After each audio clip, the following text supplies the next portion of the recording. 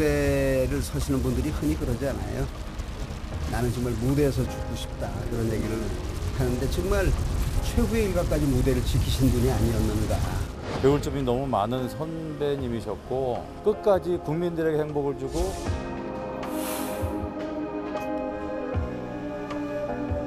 앞으로도 제가 경험한 거 남아있는 재능을 다 국가와 국민에게 털어놓고 여러분과 함께 열심히 뛸 것을 다짐을 합니다.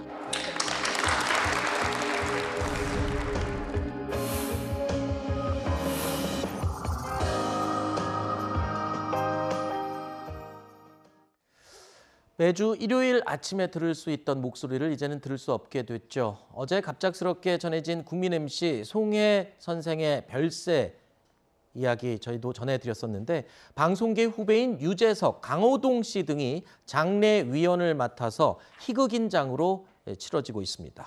자, 송혜 씨는 반세기가 넘는 세월 동안 방송인으로 활동하면서 우리나라 대중문화계의 산 역사이기도 한데요. 윤석열 대통령도 이 송혜 선생의 공적을 기려서 금관 문화훈장을 추서하기도 했습니다. 자, 장례가 끝난 뒤에는 제2의 고향이라고 할 수 있는 달성군에서 먼저 떠난 아내 옆에 함께 안치될 예정이라고 하죠. 예, 송혜 선생님이 그 한국 전쟁에서 통신병으로 복무를 하실 때 대구에서 부인을 만나셨다고 해요. 네. 달성군은 대구 달성군은 부인의 고향인데 거기에 이제 작은 땅을 마련해서 4년 전에 돌아가신 부인의 묘소가 거기에 있고 거기를 송혜공원으로 이렇게 조성이 되어 있다고 합니다. 네. 거기에서 부인과 함께 영면하신다 이렇게 알고 있습니다. 네. 이제 먼저 떠나보낸 아내 그리고 아들과 함께 하게 된 건데요. 자, 송혜 씨는요. 송혜 선생은 이 생전 먼저 떠나보낸 아들의 사연을 이야기하면서 그리움을 내비치기도 했습니다. 뭐 옛날부터 그 자식이 세상을 먼저 떠날 땐 부모의 가슴에 묻고 떠난다는 얘기가 있습니다.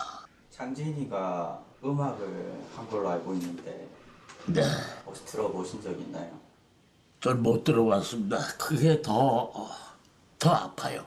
뭐 하고 있는 거라 좀 들어보고 좀 관심이라 좀 가졌었으면 그런데 아마 제가 인생활을 하면서 너무나도 아픈 마음을 억제 못할 때가 많아서 그런지 이 자식 말을 그 시키면 안 되겠다는 게 아마 결심이 굳었던 것 같습니다. 그다음부터는 뭐 걔하고 무슨 같은 의미가 있는 애들은 보면 내가 뭐 오지도 못하게 했던 게 좀 후회스럽죠.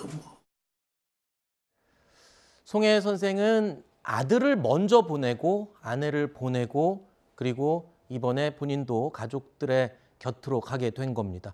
송혜 선생은 지난 1986년 20대 초반이던 아들을 교통사고로 잃었습니다. 그 뒤에 모든 방송 활동을 중단하기도 했었는데요. 지난해 개봉했던 영화를 통해서 아들의 노래를 처음 듣고 눈물을 펑펑 쏟기도 했습니다. 한동안은 이 아들이 교통사고를 당했던 장소가 이 한남대교인데 이 길을 다닐 때 한남대교는 절대 건너지도 못했었다. 그랬다면서요? 그렇죠. 한남대교를 아예 지나지를 않았다고. 네, 지나지 못했다고 해요. 그러니까 아들 생각이겠죠. 아버지가 아들을 먼저 보낸다. 그거는 정말 엄청난 고통일 겁니다. 그리고 더 송혜 선생님이 가슴 아팠던 것 중에 하나는 아들이 이제 너 가수 지망생이었거든요. 네. 그걸 말렸다는 거예요. 왜 아하. 그때 내가 그 아들한테 하게 못했을까? 본인도 물론 가수도 활동도 하셨거든요, 송혜 선생님도. 근데 가수 지망생인 아들의 그 하고 싶은 일을 못하게 해서 막았는데 결국 사고로 이렇게 먼저 세상을 떠나니 그 아버지 입장에서 얼마나 가슴이 아프겠습니까? 네. 그 저 충격 때문에요. 2년 동안 방송 활동을 쉬셨어요. 1986년도에 그 사고가 있었는데 88년도까지 쉬시다가 그 이후에 이제 다시 나오셔가지고 슬픔을 다 이제 가다듬고 그리고 전국 노래자랑 진행을 하셨거든요.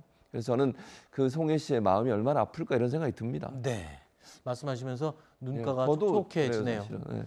자, 송혜 선생은요. 아들과 이별하기 전 한국전쟁으로 북한의 가족들과 생이별을 한 아픔 또한 안고 있었습니다. 고향, 가족에 대한 그리움을 평생 안고 살았지만 결국 고향 땅을 다시 밟지는 못하고 세상을 떠났습니다.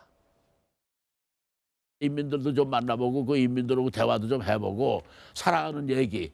예. 또 이 이북의 특산분이 얼마나 많아. 통일이라는 건 서민들이 서로 엉켜서 그저 편안하게 대화하고 이러고 한솥에 밥도 먹고 한 집에 잠도 자고 이게 통일이지. 통일이라는 건 참 힘들다. 거기 가서 느끼는 건 아주 여기서보다도 아주 완전히 뒷면을 보고 왔죠 저는. 예. 그래서 참 어렵게 거기서 저 승용차 타고 한 30분 내려가면 우리 고향인데 못 갔죠. 그렇죠. 압록강을 넘어오는데 참 정말 참 가슴이 찢어지고 무너지는 거야. 저는 얘기를 듣고 보면 송해 선생님 같은 경우에는 저렇게 가슴속에 상처가 많은데도 이 국민들에게는 웃음을 주는 그런 노력을 평생 했다는 점이 참 더 존경스러운 것 같습니다. 34년 동안 전국 노래자랑을 진행했던 이 송해 선생은요, 우리나라를 대표하는 최고령 최장수 MC였죠. 34년 동안 인간미 넘치는 진행 솜씨로 관객들을 그리고 참가자들을 이렇게 굉장히 기쁘게 만들었습니다. 자, 지금까지 좀 무거운 얘기를 했었는데 희극인 송해 선생을 이야기하면서 웃음을 빼놓을 수가 없겠죠. 자, 진행을 하면서 웃음을 줬던 그 몇 가지 장면을 저희가 좀 뽑아봤습니다. 함께 보시죠. 몇 살이야? 3살이에요. 7살이라고. 3살. 아빠는 지금 안 오셨어 오늘? 네, 브라질에 갔어요. 어? 브라질에 갔어요. 외국에 가셨어? 네, 아. 공부하려요. 아빠 보고 싶겠어. 그러면 아빠에게 뭐 편지 하나 써볼까? 편지 써갖고 왔어요. 어디 있어?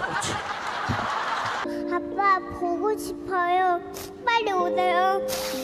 이랑을 기다리고 있어요.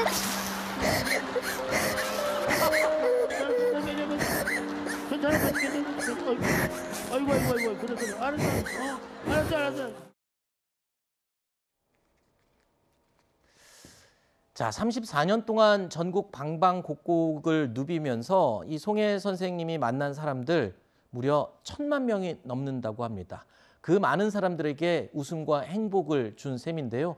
자, 빈소에는 지금 방송계 또 정치계까지 망라해서 많은 사람들의 추모의 발길이 이어지고 있다고 합니다. 자, 내일 발인이라고 하는데요. 다시 한번 고인의 명복을 빌겠습니다. 저희가 준비한 Q&A는 여기서 마무리하고요. 다음 코너로 계속 이어갑니다.